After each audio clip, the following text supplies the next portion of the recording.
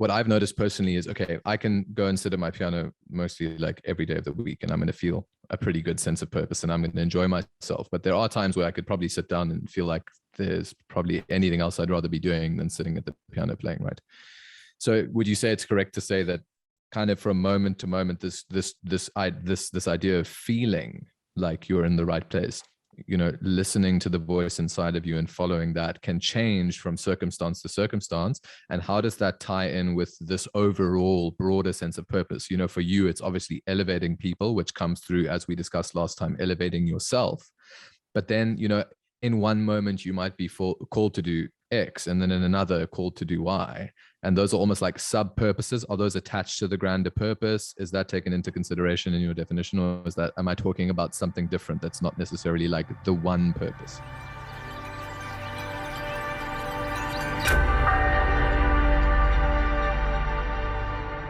Well, bro, I think that we should pick up where we left off last time, because I honestly listened to the conversation from last time and I'm just like, yo, I think that we are onto something, as I said right in the beginning. But I really, some of the things you said in that interview, like, the few things I want to say. Firstly, like, you got really deep. Like I could hear that you were like moved almost by some of the questions, which was really nice to see. I don't see that often when I listen to people online. Like you really stopped and like were impacted by some of those moments. It's really almost breathtaking to see that live, I think so much today is so inauthentic. People aren't themselves. You said so much about just being you, and that happens now, right? Yeah. And that fascinates me. This idea of that happens now. Like, yeah. So I think we obviously discussed quite a few things last time, and all to topic, but sort of veering here and there. I think I want to hone in today on like what are the definitions for you of purpose and intention. Like, so I think let's start with purpose. Like, what is purpose to you?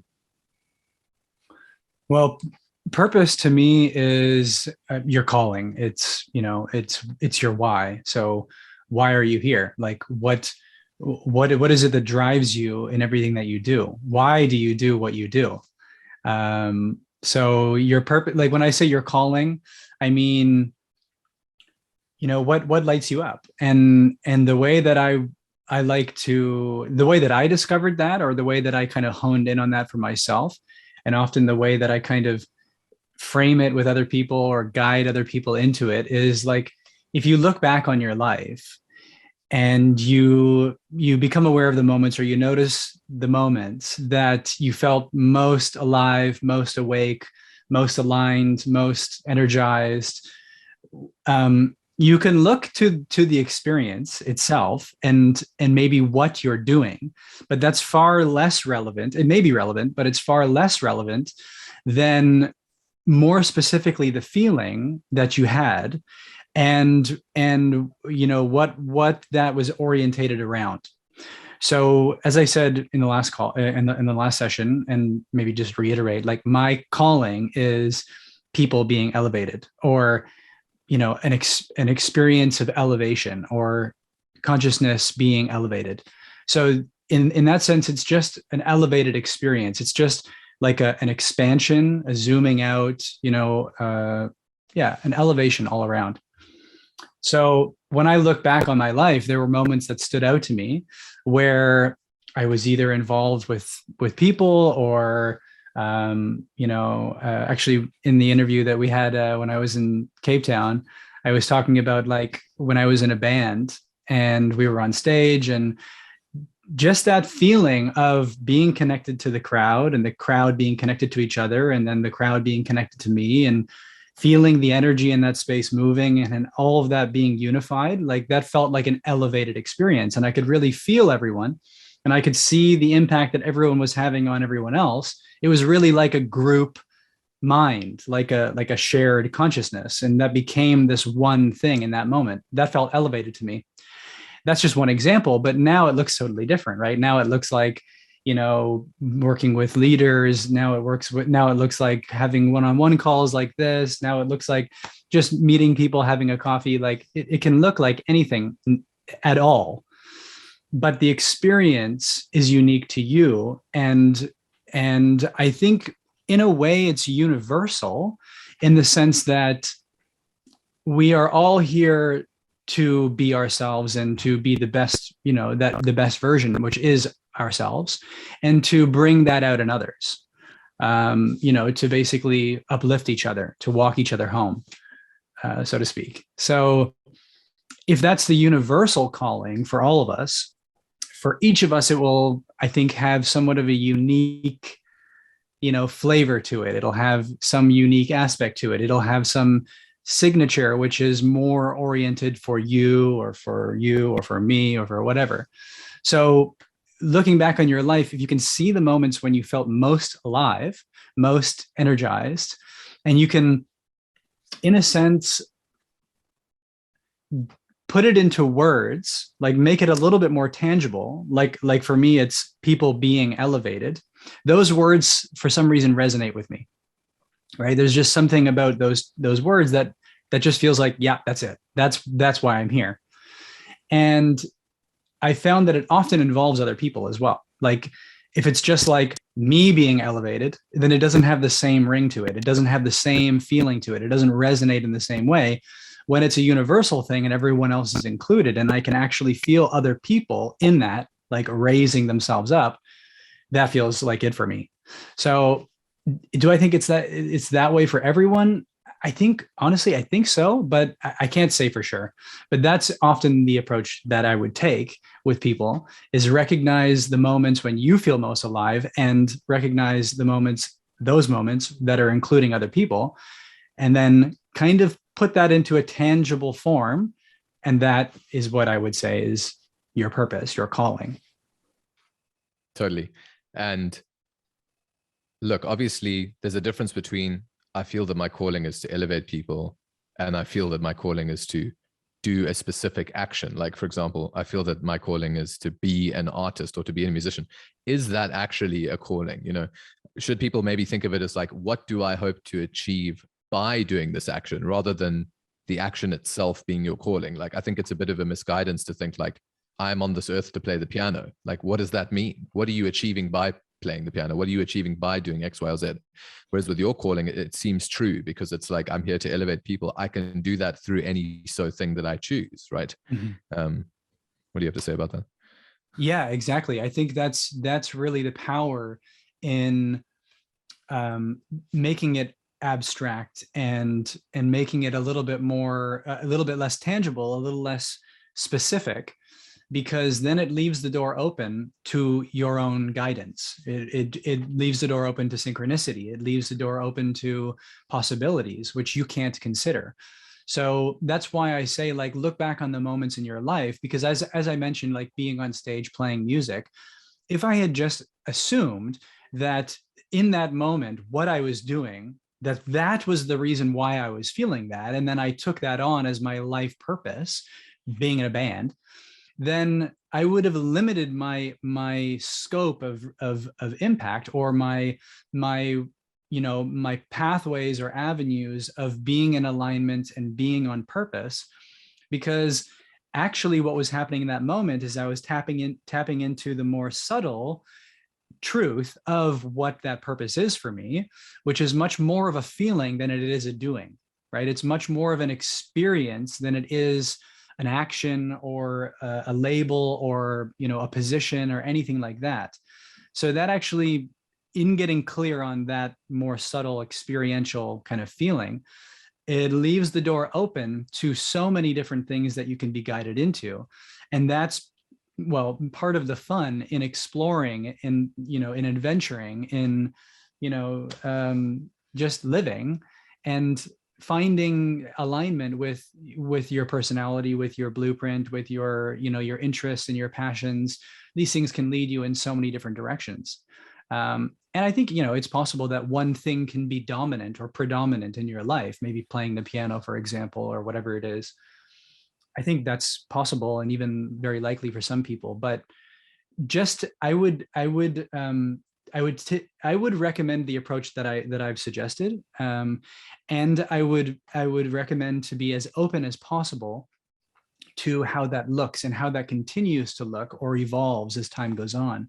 Because again, that feeling like getting familiar with that feeling is the most important thing, because that's your guidance then. Because now you know, I can do this, or I can do this, or I can do this, or I can follow this inspiration in this direction, which I could never have imagined or anticipated. And I can know that it's true because it feels like that. It resonates the same way that it always has. That's the guidance. How do we overcome the fear of not doing that? Because there is that fear that overcomes you, not all the time. I mean, obviously, the more that you get used to it, as you said, the easier it is to let go, right? And maybe that's the solution I'm looking for. But really, what would you say to someone if they said, well, I want to do this, I feel according to do this, but it feels like fear. It feels like I'm anxious to do it, or it feels like perhaps I have doubts of what the outcome might be. I of course know that anxiety and excitement are the same emotion, but framed differently in the mind. I'm sure you know that too. And perhaps reframing is the answer too. Yeah, well, firstly, I would say congratulations, you're human. So welcome to being a human. And that's just like the most natural thing that we experience is fear. And I would say, like, I think I understand what you mean when you say overcome fear, but I would probably just use a different term, because I don't think you're going to overcome fear. I think if you are living on the leading edge of your life, if you are on purpose, if you are following your guidance, if you are, if you are aligned with your calling, if you are alive, if you're living, you will constantly be pushing the edge of your comfort zone, everything will be expanding. And as a result of that expansion, you will also be, you will always be confronted with, discomfort and fear and anxiety. So that's a great sign. It's a great sign that you're facing fear, because that means that you're pushing yourself out of your comfort zone. You're alive, you're actually aligned, you're doing things that you a little bit more than yesterday, a little bit more than the previous moment. So it's not so much, I don't think, overcoming fear, although I think I get what you mean. You're not going to overcome fear. You're not going to get to a point where you're not afraid anymore. You're just going to get to a point where you recognize fear, you embrace fear, you welcome it, you recognize it for what it is, a sign that you're heading in the right direction, and then you just face it and you move through it. I think that's what fear is all about. It's just like a signpost saying, okay, this is a little intimidating, a little scary. This is a next level for you. Nice. And just be with that. Just move through it. Do you think we can get better at taking bigger steps at doing that too? They might have to be small in the beginning. Obviously, the bigger risk you take into that fear, perhaps it can lead to outcomes that aren't pleasing. But I find that almost everything in life it's almost like we can train it. It's like a muscle that can be exercised. Like, okay, I can take a small leap now. That makes me feel a little more comfortable to take a bigger leap and a bigger leap and a bigger leap. And all of a sudden, you can be taking leaps in your life that you never thought were possible before. Right. Yeah, in that sense, it is a muscle. And I think that's sort of the distinction that I was trying to make, of rather than overcoming it and then ridding it from your life, like eliminating it from your life. Just like if you were to go to the gym, you're not going to just all of a sudden one day be the strongest person in the world and you're never ever going to have to work out again. The process of building a muscle is the process of continually going and moving and facing it again and again and again and again. And over time, the muscle gets stronger and the muscle builds. So that's, I think, the same thing with fear, where it's never going to go away. You're never going to get to the point where you're not going to be afraid. You may not be afraid of certain things because in a sense you've overcome that, but you're constantly going to be pushing the boundaries of where that fear meets you. And so in that sense, you're always going to be working out that muscle of fear and courage and fear and courage and that sort of dynamic. Yeah. Do you know what I'm working out is, as I listen to, I listened back to obviously what we recorded last week, and then I had a look at some of your recent Instagram videos, and we obviously listen frequently to public speakers in the space. And what I've noticed is that we're all kind of like trying to come to certain conclusions in order to summate our experience within the fewest words possible to the general audience so that they can grow and expand. But it's always interesting to me how we have to use such elaborate and roundabout ways to describe things that like are so simple to us.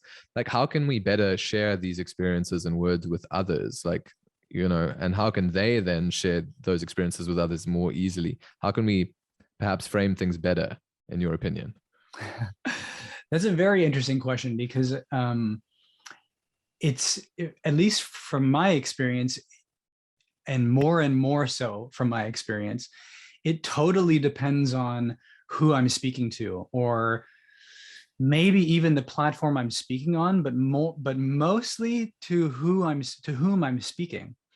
So it would be totally different if there was, an audience of a few hundred people or a few thousand people here. I would have to get a sense of where are they at? Like, where are they coming from? Like, what are they all about? Like, I would have to kind of feel into where they are in order to craft a message.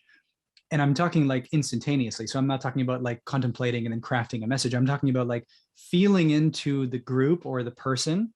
And then through that resonance, through that empathic connection, then allowing the communication to be guided and determined based on what they're calling for in a way.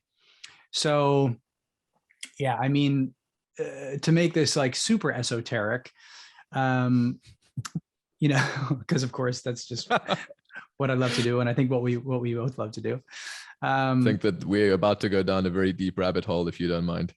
Yeah. Well, that's what I live for. So yeah. Heck yes. I mean, yeah, I'm trying to determine the direction to take this in, but well, it really all comes down to consciousness, like the state of consciousness, the level of consciousness that one is identified with or operating from. And the beautiful, mysterious thing about consciousness is that it's one field. So your consciousness, so to speak, and my consciousness are not separate things. They are one consciousness. And another term for this could be spirit or awareness or being. There's only one being. There's only one spirit. There's only one consciousness. There's only one field of intelligence, if we want to call it even that. And that is what animates all of these things which seem to be separate, you and I and other people, life in general. Everything that's alive is being animated by this field of awareness, this intelligent consciousness.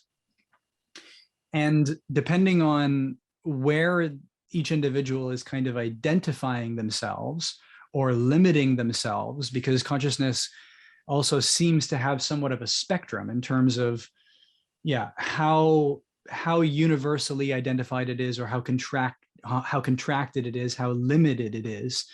And therefore, you could say like it has a different level of access to the scope of infinite intelligence that it is, right? So that's sort of the context here. But why I'm bringing this up is because through empathy, through that intimate connection between you and I, so to speak, that field of intelligence, that consciousness recognizes itself, and it communicates to itself very, very intelligently without any need for my involvement. So that's why I said in the beginning, like, if I can feel where the other person is coming from, where they're at, if I can feel into the crowd and like what they're interested in, what they're passionate about, where they're at in terms of their journey, what they're wanting to learn, what they're calling for, what they're requesting. If I can feel that, which I can feel that, and I'm talking about me now, but I'm also talking about in general, we can all feel that. The more open we are, the more willing we are to be intimate, the more willing we are to let go of our personal kind of identification, we can feel that more and more. And then this intelligent field can just activate itself and animate this whole body, this mind, this whole speaking thing. And it can respond very intelligently and very relevantly. So that's kind of a long roundabout way of maybe answering your question. I don't know if that makes sense, but yeah. It makes sense to me. I don't know. Like let's Cool. take it even deeper. So obviously, Yeah. I mean, just to quote a great man, that happens now. And also, once again, like these are things that we can train, that we can get better at by leaning into it, as you said. Yes. It seems to me that almost we can get better at almost anything. And that's why it kind of irritates me when I hear research such as, well, multitasking reduces your productivity by X percentage according to recent studies. It's like, oh, what a great way to discourage people from being more than they are. Maybe it reduces productivity because I just haven't practiced it yet, you know? And so something can seem really scary and maybe like it doesn't make sense at first, but the more that you do it and the more you play into it, the better you get at it. And that comes back into elevation and alignment, right? So purpose. Totally. Well, I would also just add maybe that practice, definitely a willingness, but also desire. Like, I think the more you desire something, like, just as an example, if what I said just now resonates, like, oh, that's something that I kind of feel is true for me, or I feel like I want to explore that more, or I have a desire to learn that. Yeah, trust that. That's actually such a an important factor in then leaning into something, because the more you want that, you know, to that expansion for yourself, the more willing you are to invest time and energy and have conversations and do the work and be intimate and let go of things that are not serving you, or your attachments or ideas or identifications. That's kind of all part and parcel with the work. But yes, the willingness is very important, but also you have to want that. So the desire to, yeah, the wanting that is important, because that's kind of the difference between, like, you know, something, you know, something being nice, like, oh, it would be nice to have that, or it being like, oh, no, like, absolutely, I'm willing to do what it takes. Like that's a desire for me. And that's different than just kind of like, oh yeah, that'd be nice, I think, you know, let's try it. Totally different energy, totally different intention. Absolutely profound. I'm almost like speechless. And I went off on such a thought tangent there and had a whole like array of things that I wanted to ask you. But all of a sudden I'm feeling blocked. So I think in the best thing for me cool. to do in this case is either to say nothing or to just describe how I'm feeling, and that might take me back. Right. Now I remember. So that's perfect. That was interesting. So I kind of just leaned into the spirit there and just allowed it to guide me. And then I remembered what I wanted to say, which is pretty cool, right? Just as an example. But what I wanted to say is, like, you know, as you're speaking, I'm realizing that we're obviously conversing on a certain level and we're discussing topics that are quite complex, but like underneath that, we're like this collection of particles that are coordinating themselves in ways that we don't understand. I mean, we do perhaps understand them scientifically, but we don't understand them on the immediate level, right? They're coordinating themselves to like open and close our throat cavity in order to vibrate the air that is going into a microphone, coming out of your earphones and vibrating your eardrums. And that's being interpreted as an electrical signal by your brain, which then somehow makes sense and like changes your very physiology and chemistry. Isn't that the craziest thing to think about? Like there is this consciousness that understands itself, as you say, just by that. I mean, we so can't comprehend just how deep it is. And yet, like, I can feel things. And it is about feeling more than knowing, right? What you're talking about, this idea of purpose. It's almost like the less we can know and the more that we can feel, the more in line with our purpose we will be. Sure. Yeah, I mean, I think it just sort of depends on how one is defining knowing. I would almost define knowing and feeling to be kind of synonymous in terms of, but not knowing in terms of like mentally knowing, because I completely agree with what you're saying. If you are to say, the less I know, the more aware I can be, right? So the less that I think I know what's happening, or the less I think that I understand something, the more open to the truth of it, the more I can see it as it is. So yeah, maybe that's what you're saying, but that's the way that I would interpret it. Yeah, it's exactly what I'm saying. Do you find it interesting that we kind of, when we're born, we're kind of limp. We have to be taken everywhere. And slowly we learn to crawl. We move upward. And then slowly we learn to stand up and we move upward. And then slowly we grow upward, and then we start to think upward. And perhaps that comes back to elevation. Now, where does... Yeah.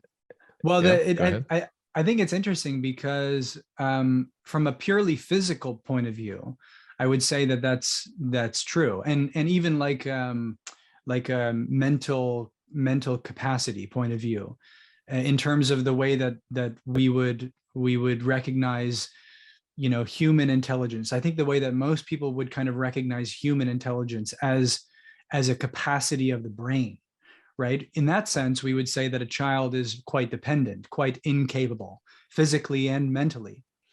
But actually, I would say that when we're first born, we're actually the closest to our true nature that we will ever be as a human, unless, of course, you go through the whole process of enlightening yourself and undoing all of the programming of your childhood and through society and all of your experiential kind of traumatic and programmed events.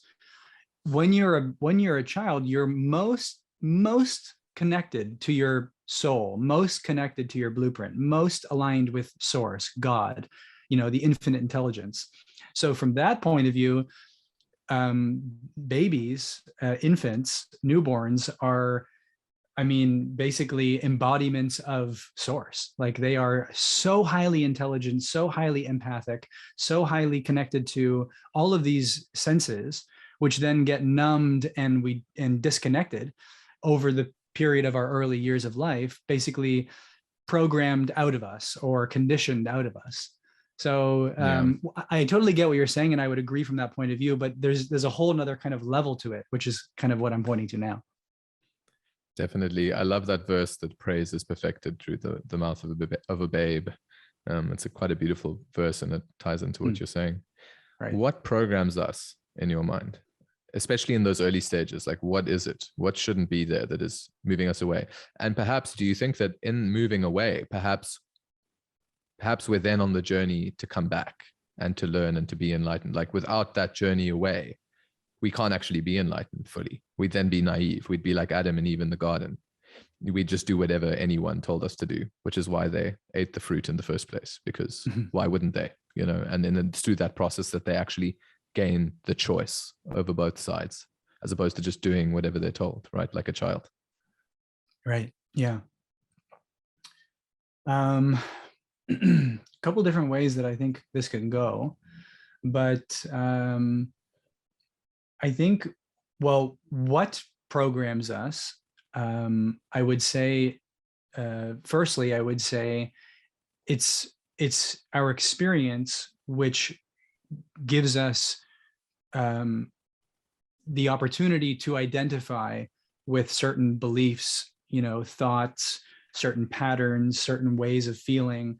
So what programs us? Experience. I would say it's our interpretation of life, which is the programming itself. But what is the programming? The programming is basically a set of beliefs, right? So the beliefs, the beliefs give rise to feelings, and the feelings give rise to thoughts, and the thoughts give rise to actions, and those behaviors reinforce the whole system, the whole network, the whole wheel, the whole flywheel. So it's the experience which then presents us with a catalyst or an opportunity or something to interpret, something to translate, and something to identify with, something to give meaning to. So in other words, it's also meaning that creates the programming.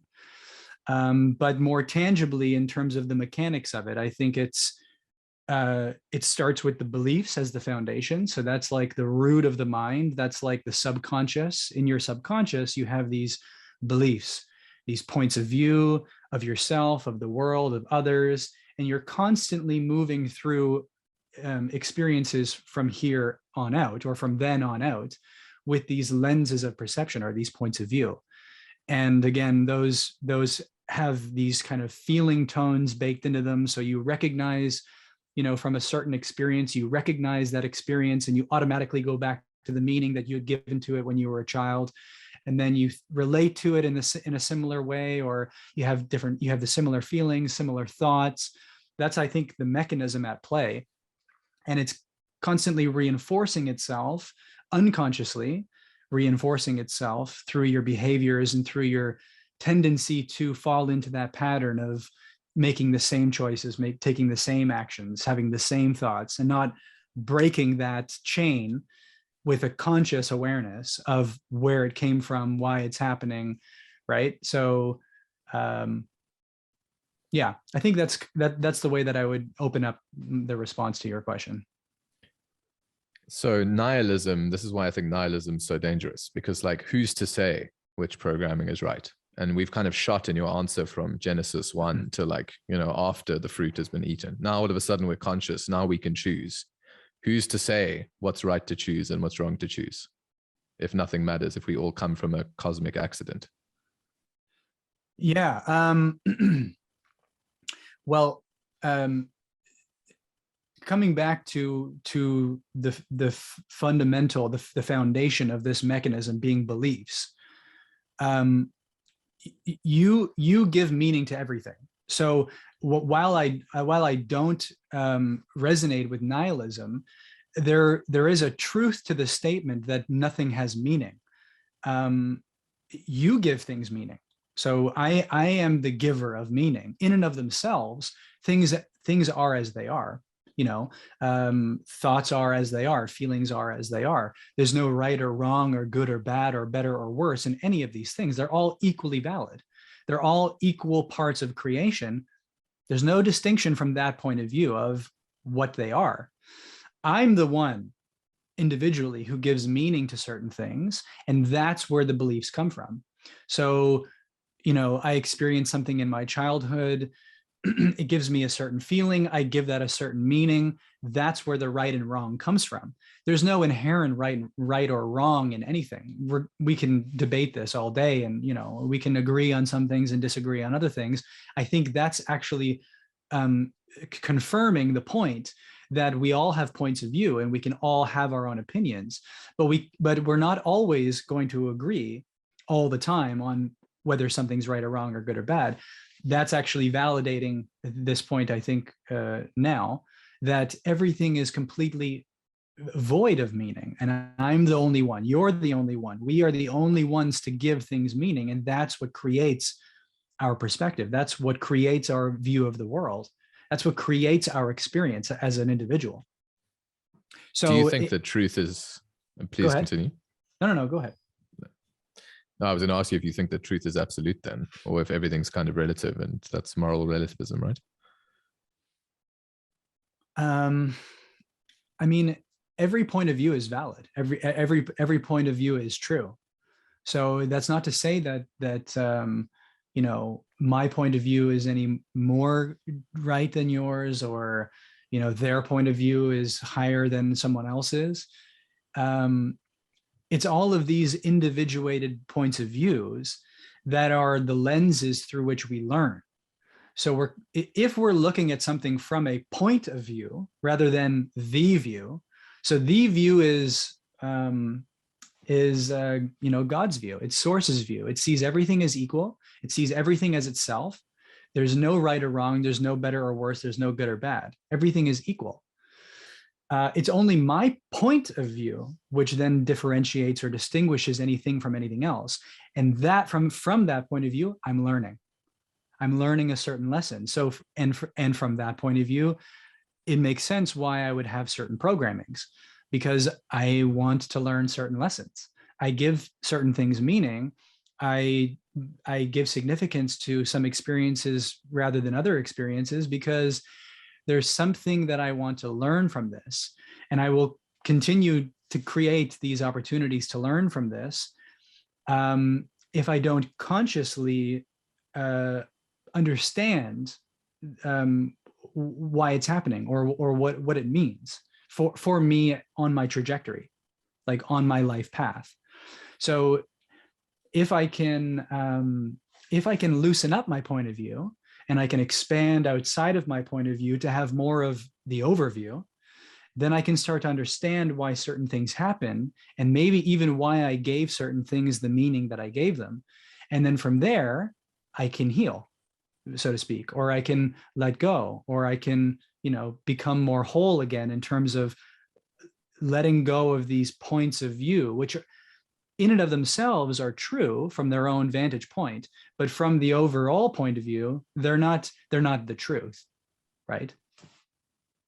The truth being an absolute truth, or the truth being I'd love for you to define that kind of overarching truth, you know, because then you brought up God just now. And it's like, okay, but who is God? Is God a person to you? You know, is God somebody who has his own or its own or her own? You know, for me, it's his own Yeah. understanding of this, you know. So it's like, Yeah. what does that mean? Because then, you know, I could say that what I love about what you do is that you wish to elevate everybody, you know. That to me is a very holy purpose. That's a very wonderful purpose to have. But if everyone's point of view is kind of their own relative truth, then what's to say that somebody's calling cannot be to bring others harm or to bring others down? So where's the line drawn? And then how does that play into the light of things? And if there is only just a kind of culmination of points of views, plural, then who is to say which point of view is correct or not, or in line with God or not, or what God is or not, if we kind of like leave everything open to interpretation? Right. Yeah. You're really putting me on the spot with this one. Yeah. Well, it's not possible. It's not possible to define God. It's not possible to talk about source. It's the one thing which is not a thing. It doesn't have an identity. It doesn't have you can't describe it. You can't point to it. You cannot define it. That's the paradoxical nature of it, and that's part of the learning, the distinguishing between the points of view and the view, because the overview is simultaneous. The overview is all that there is. It's all encompassing. It includes everything. It excludes nothing, and it is no thing. So it is everything, and it is no thing. So you're not a Kabbalist, are you? You know that they refer to God as the unknowable one. Well, there's a truth to that. I think it's a beautiful term, actually. Yeah. And yet at the same time, he's so noble to me. And so, you know, on a personal level, but it's fascinating to hear you say that, because in so many ways you're so right, you know? Yeah. No, I resonate with what you say. You can know God. You can feel God. You can feel that source, which you are. You can know the source of what you are, for sure. But that's different than like defining it, right? Absolutely, without a doubt. In fact, I think that if you try to define it in any worldly or scientific terms, you're just shooting yourself in the foot, really.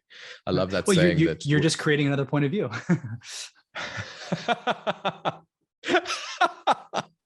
Exactly. I love that saying that, you know, whenever we take a step towards understanding God, he just takes 2 steps back, right? Because it's so elusive. Yeah. It's so, yeah.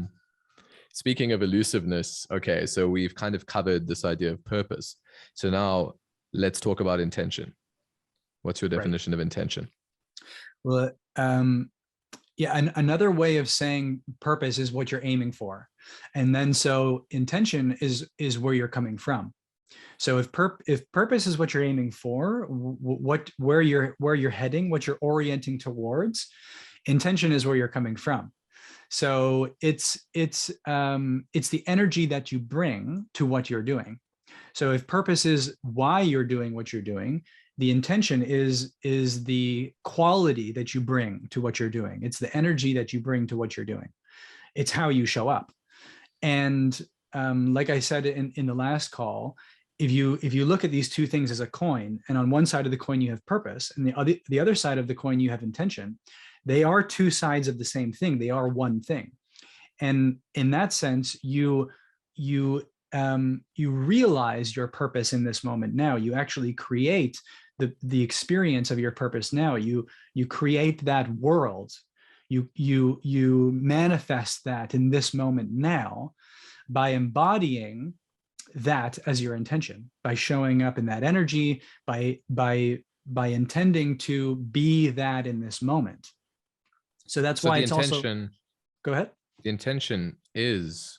Are you saying that the intention is in fact simply the action that you take? Like that is the intention, or is it deeper than that? The intention is the quality of where you're coming from. It's the energetic quality that you bring to this moment now.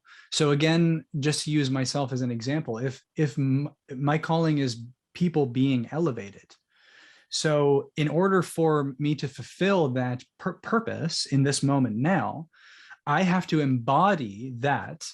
I have to intend to be that now, because now is the only moment we have. There is only one being, and that one being is connected through each individual. So it's a constantly being reflected in everyone and everything. This mirror, which reality is going to reflect me. So I am the one determining what the mirror is showing me, right? I've heard this example so many times, but it's such a good example. It's like if I'm looking into a mirror, I'm looking at myself in the mirror, and I see this image of myself, this reflection of myself frowning. It would be silly to go over to the mirror and try to make the mirror smile, right? I smile, the mirror smiles. So reality is going to reflect me. That's what I mean by intention. So by showing up in the way that you intend, to the way that you want the world to be, it's another way of saying that quote, be the change that you want to see, right? So what you want to see would be your purpose. Being the change would be your intention. So I am at the source of the purpose that I wish to fulfill. It's me. I'm the one who is that purpose. So the intention is what you feel, and then you bring the feeling into fruition. Not so much a feeling, but perhaps also a feeling. But the thought, the feeling, the intention is within us, and we bring that intention into fruition through our purpose. Yeah, I think it starts to become a little bit complicated, and I get why, because I'm using so many terms.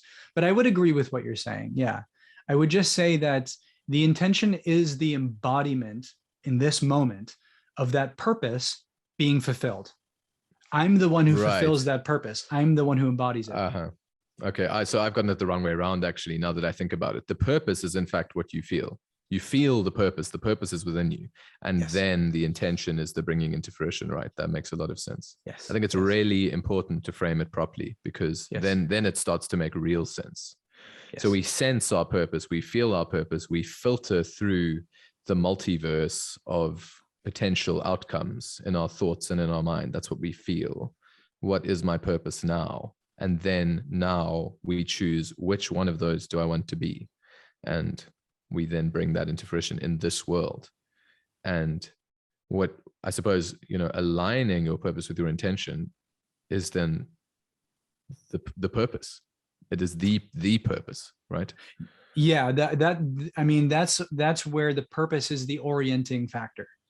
So it's my calling, which is actually going to orient me in this moment so that I can intend to show up in the way that feels most aligned with that calling, with the calling, right? So, that's where following the guidance, following your inspiration can lead you in all different directions, because the calling is sort of broad, it's abstract, it's it's not such a tangible thing.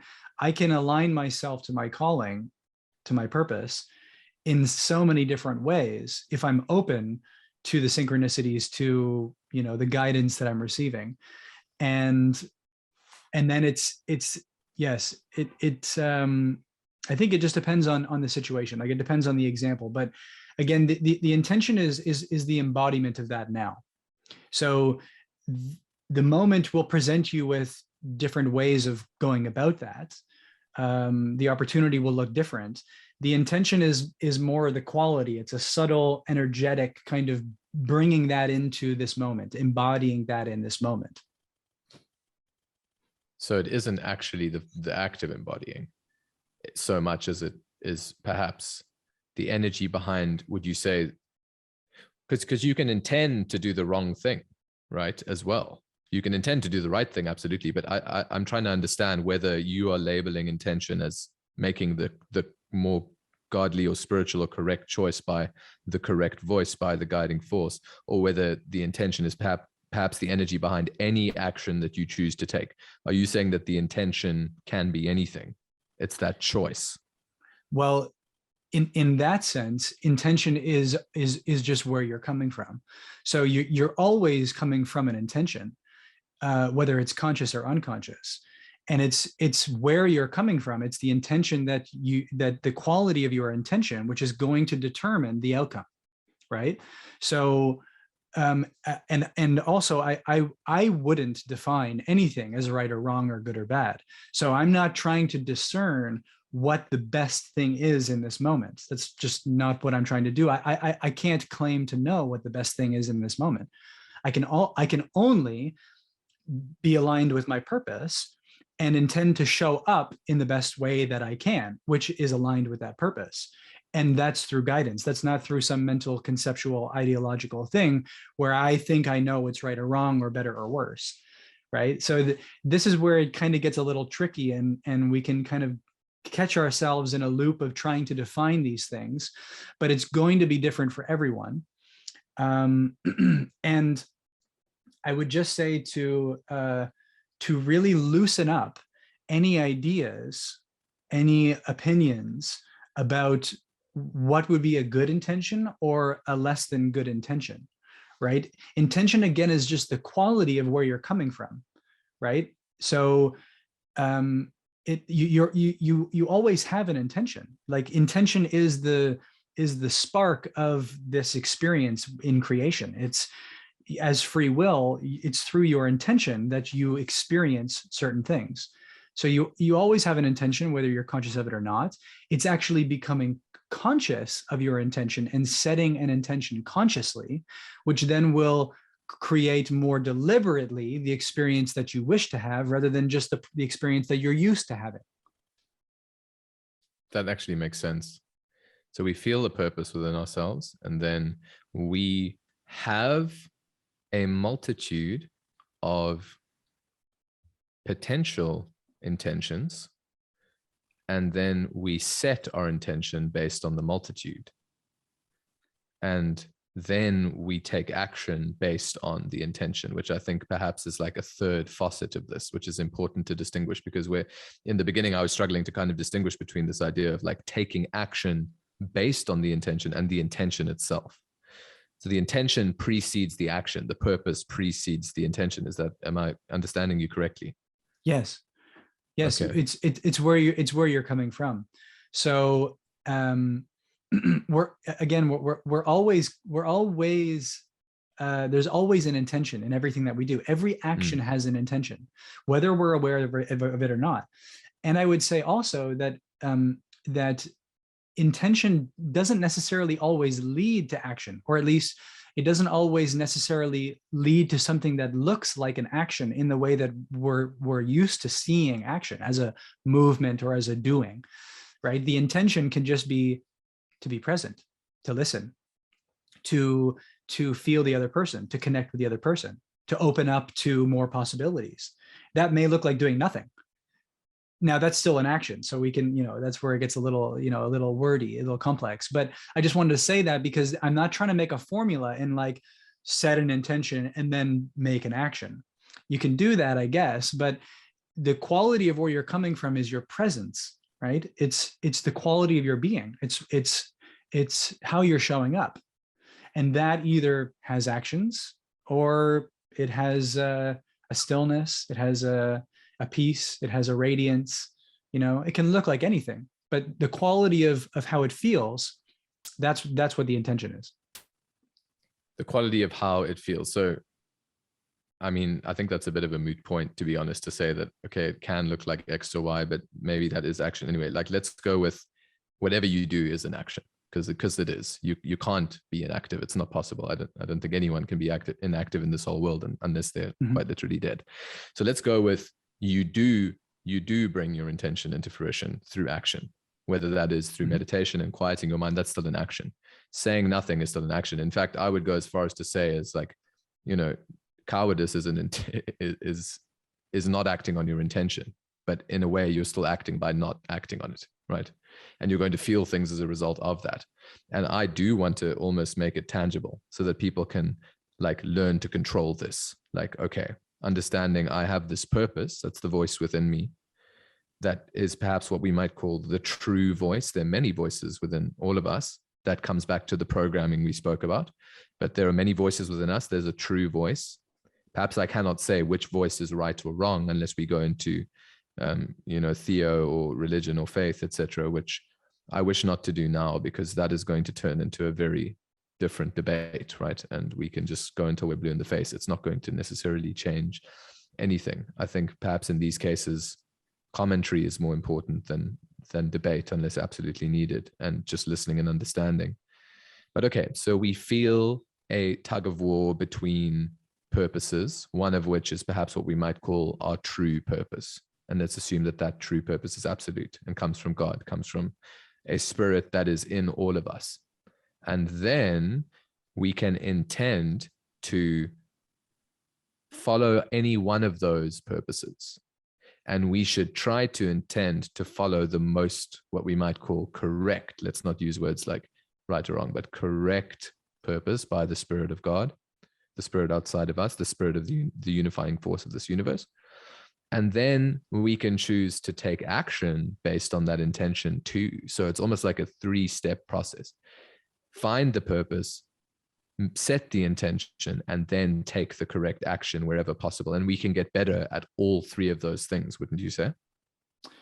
Yeah, for sure. Yeah, I would agree with that. I would say to discover your purpose is to become familiar with what it is that really lights you up. It makes you happy. It feels true for you, as something to create in the world, something to aim for.